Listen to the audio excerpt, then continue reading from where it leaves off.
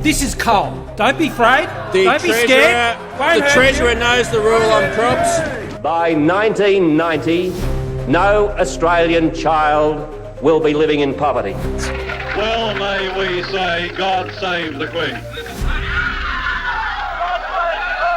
Because nothing will save the Governor-General. Mate, because I want to do you slowly. I want to do you slowly. I believe we are in danger of being swamped by Asians. But we will decide who comes to this country and the circumstances in which they come. People are entitled to their sexual proclivities. I will not be lectured about sexism and misogyny by this man. I will not. The Australian public does not want to see this place descend into a political coliseum. You sit down, Buffett. Welcome to The Take.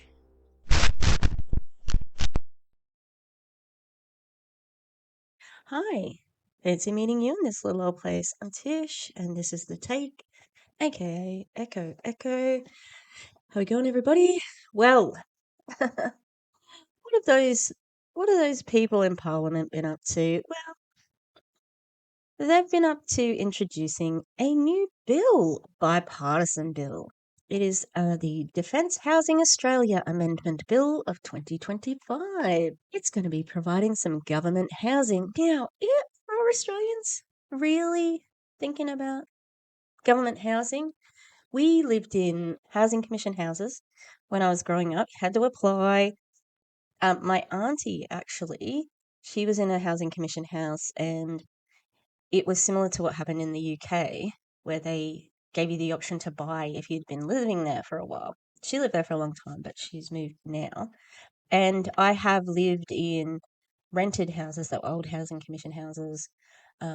Yeah, they were really big in the 80s and 90s. Obviously, privatisation happened. So, housing crisis pretty much worldwide. And with climate change, there's going to be climate refugees. So, housing, pretty important. Can we get some more? Well, the government says yes.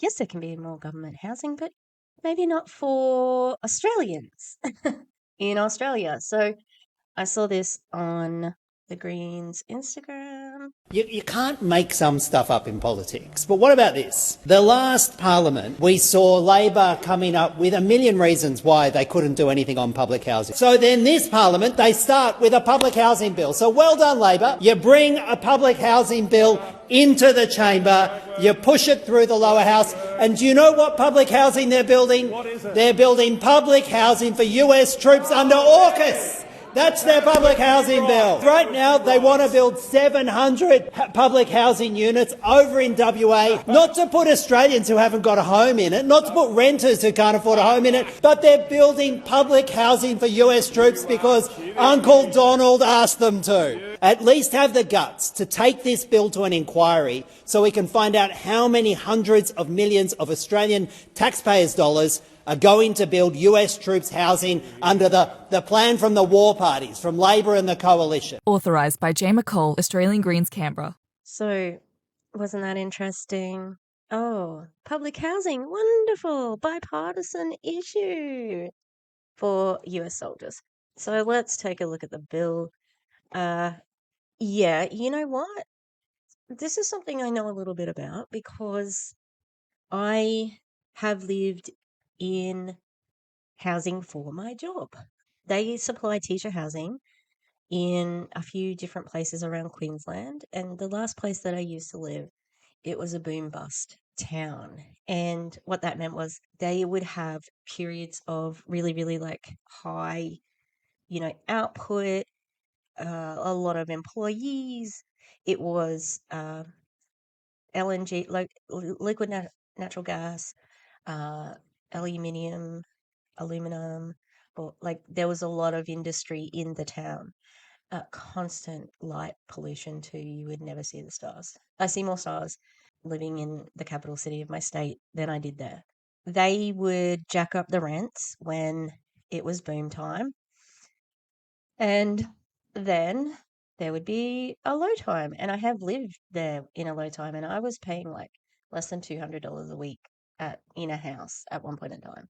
God, those were the days. And so because of that inconsistency within that town, they provided housing for teachers there because they couldn't attract staff if they did not do that. And I imagine that that's what this is for. However, this is the bill as it is written from the Parliament. And so basically, it purports to be building houses for defence people in Australia. Okay, so you could say, look, because it's called Defence Housing Australia Amendment Bill. So you know that, like they are trying to get people to think that this is for our armed forces when it's not.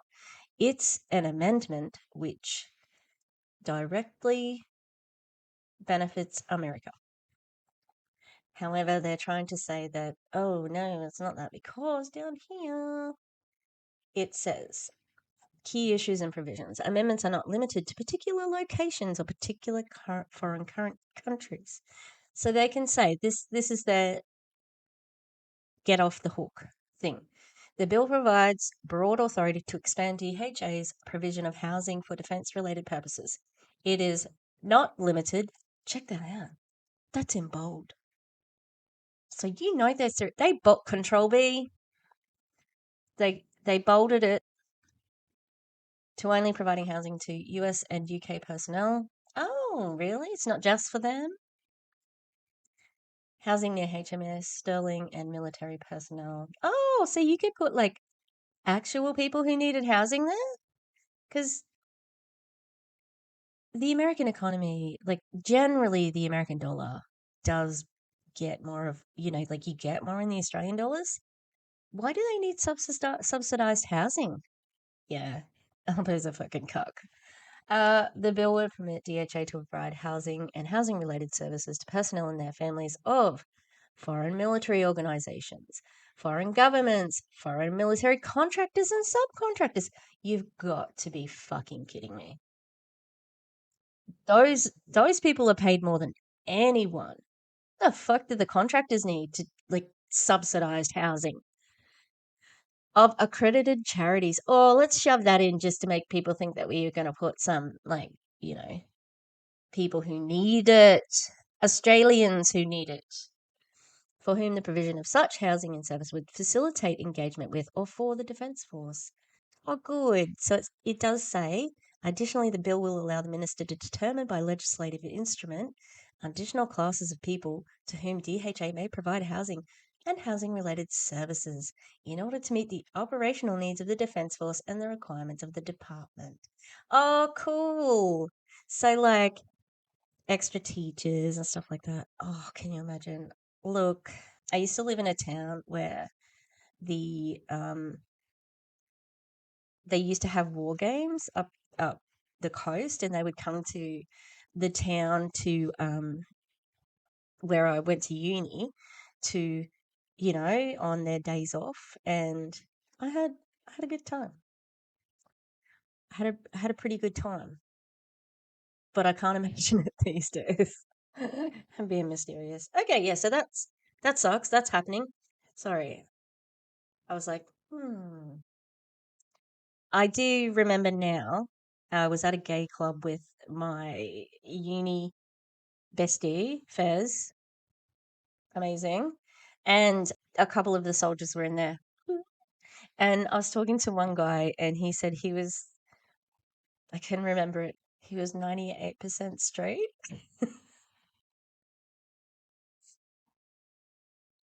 Okay, anyway, that's fun.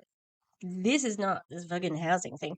So I am going to write to whoever represents me, but because I voted in my last place, and then I moved.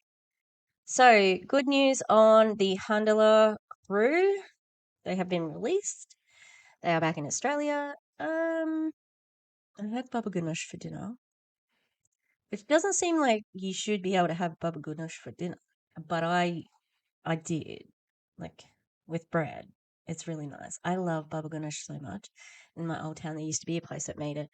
and they would give me shit because I would only order that. And they made me order other things, but I just love the baba ganoush. But I found a good baba ganoush place. It's called Baalbek, and they had this flyer, and I checked it out. I checked out the organization Give for Gaza, Emergency Relief, Sadaka, and yeah, they've got many different initiatives, but they are a Muslim charity organization.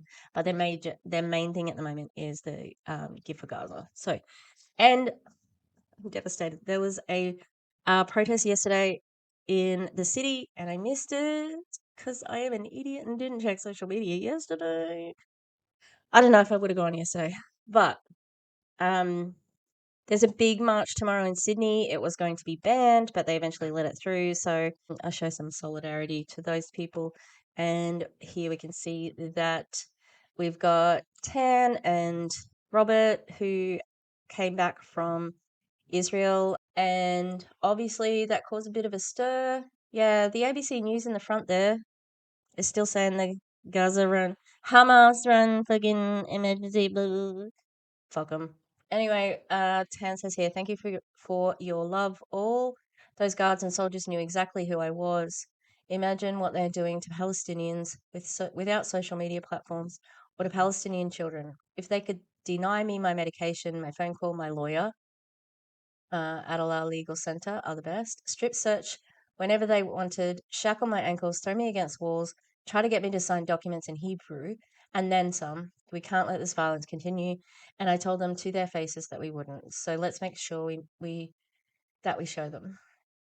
I mean, heroes, fucking heroes. I have another video to watch. I saw on a podcast, Useful Idiots. It's hosted by Katie Halper and Aaron Mate. Aaron Mate is a journalist and the son of Dr. Gabor Mate, and brother of Daniel Mate from Bad Hasbro podcast. I like it, but Katie's voice was grating on me.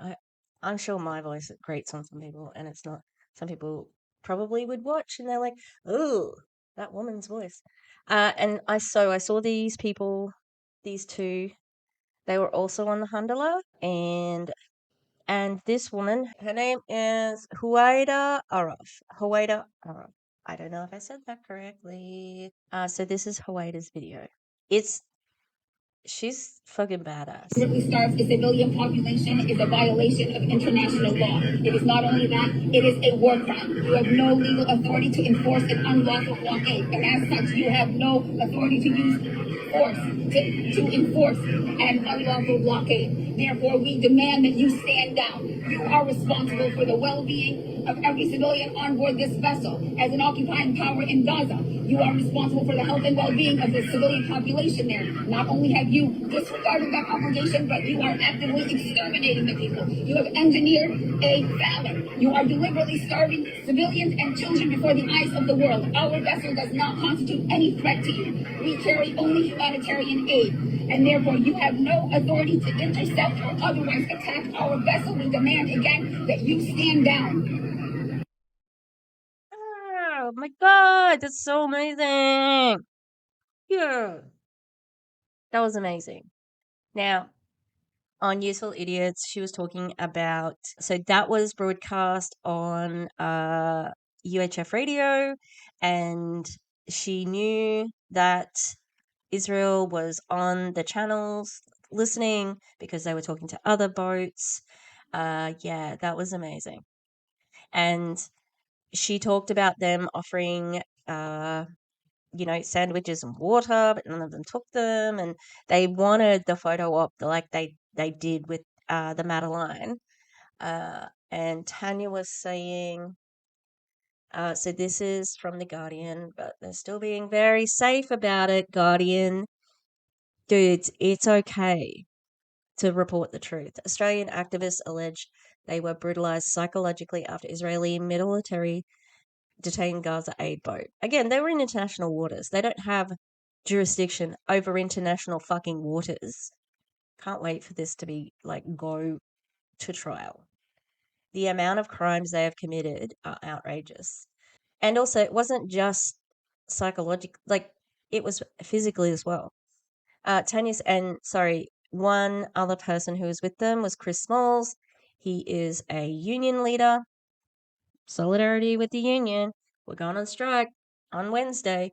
Haven't heard anything about it. I need to check my emails because my employer may give us something before the strike because they don't want us to strike.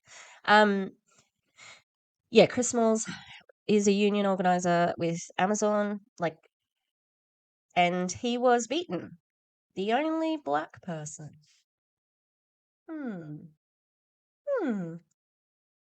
What a surprise. It wouldn't surprise me if Jeff Bezos himself rang, hey, give that guy a few kicks from me, because he's a scumbag. That's just my opinion, of course. Tanya Safi and Robert Martin alleged they were strip searched and barred from external communication and access to medication before Australian embassy was allowed to assist. Australia, where the fuck were you? 2 Australian activists say they were brutalised psychologically and treated like criminals by the Israeli military, including being strip searched, shackled, and denied external communications after a boat they were on was intercepted and detained while attempting to transport aid to Gaza as a part of the Freedom Flotilla coalition. Unarmed in international waters. In international waters. You're missing a few things there. Mate. The journalist Tanya Tan Safi and human rights activist Robert Martin were among 21 activists on board the Handal when it was intercepted on Sunday and transported to Israel. It carried food, baby formula, nappies, and medicine as Palestinians continue to starve in the UN-backed hunger. Experts have called a worst-case scenario famine unfolding. On Friday morning, local time, these Australians landed at Sydney Airport after spending days in Israeli custody. Safi told reporters they were still a little bit wobbly and felt very sore and weak. The Handal crew had previously confirmed they were going on a hunt strike if the Israeli Defence Forces intercepted the boat and detained its passengers. It feels like a bit of a dream, and at the moment, to be honest, it's been a rough ride. Safi said, we're dehydrated and exhausted. We've been disconnected from the world. Safi said at least 30 IDF members boarded Handal when it was intercepted and claimed all were armed, some with 4 guns. They knocked me in the leg with one of the guns, Safi said. They were playing this odd psychological game of offering water and food with the camera crew, trying to get us to accept things from them, but none of us would. We don't want to take anything from an entity that is starving babies to death. Safi said that after arriving at the port of Ashdod, about 40 kilometres south of Tel Aviv, their bags were taken and they were placed in an interrogation room. Many items were still missing, they said. They confirmed reports that US Labour activist Chris Smalls was physically assaulted by the IDF, including being choked and kicked in the legs. I didn't even know that before I said Bezos said kicking. Chris was the only black man, was pinned down by 7 or 8 men. Of course. What's about these men, if they remain in the IOF, go back to America and become ICE agents? Who trains the American police? Guess who? Guess. The IDF. They train American cops. They know how to do this real well. When I asked about him, they came into the room and dragged me out by my arms. I'm still bruised from it. They pulled me out and threw me down to the floor. They made me take off all my clothes. They strip searched me right there, made me squat up and down. They treated us like we were criminals. Fucking disgusting. Australian citizens. Fuck Israel. Okay, I've decided now Israel has no right to exist. No right to exist. No. Sorry. That's not the same as saying Jewish people don't have the right to exist. I don't think that. I found this and people are like, oh, yeah, anti-Semitic. So this is a postcard. All right. And what this is, if it wants to ever focus, I think I need to cover my face. This is actually a replica of what Anne Frank had on her pin board. Okay?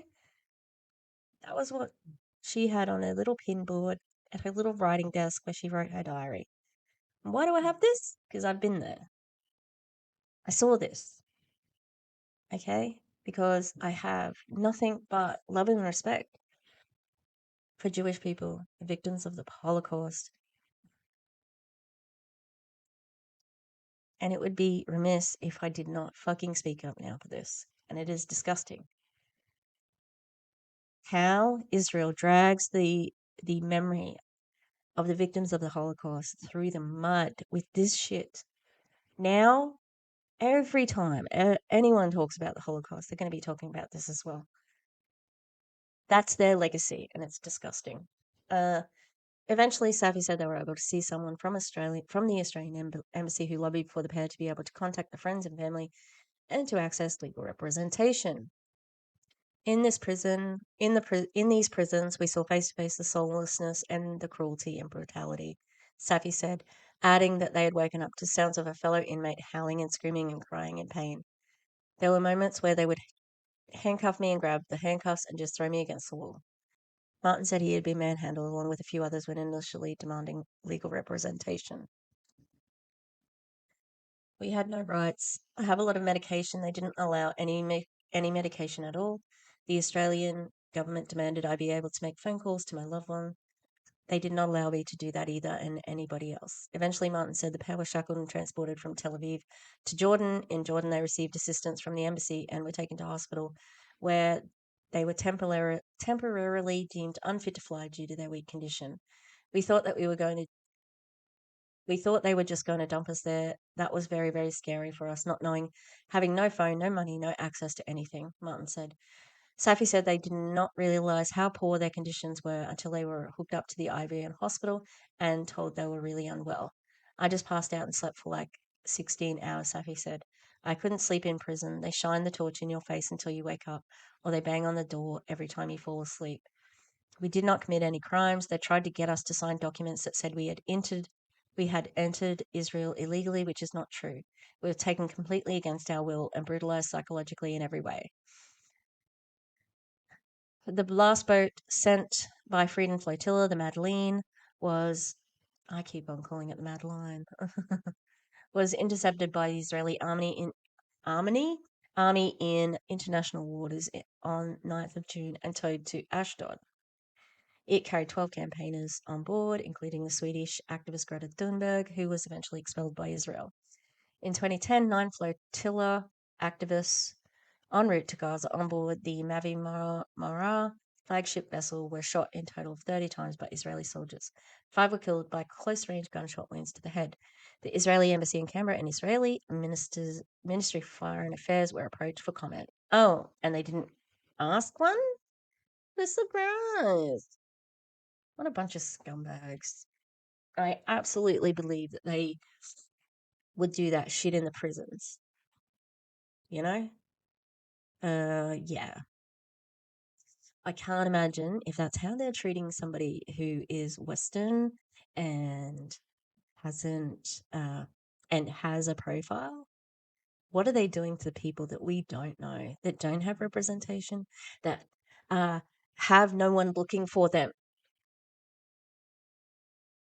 I cannot imagine how things like child trafficking and that sort of thing is thriving in this environment. Same within America with these ICE raids. Anyone can be taken by somebody in a mask at the moment on American streets. It's scary to think about, honestly. All right, so that is an update.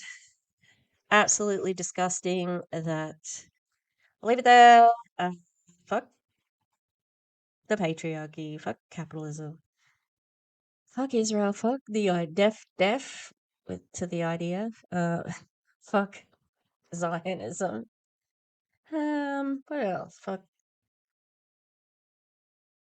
Christian nationalism, fascism, all the bad things. Free Palestine, free the Congo, free Sudan, and all oppressed people everywhere. And peace.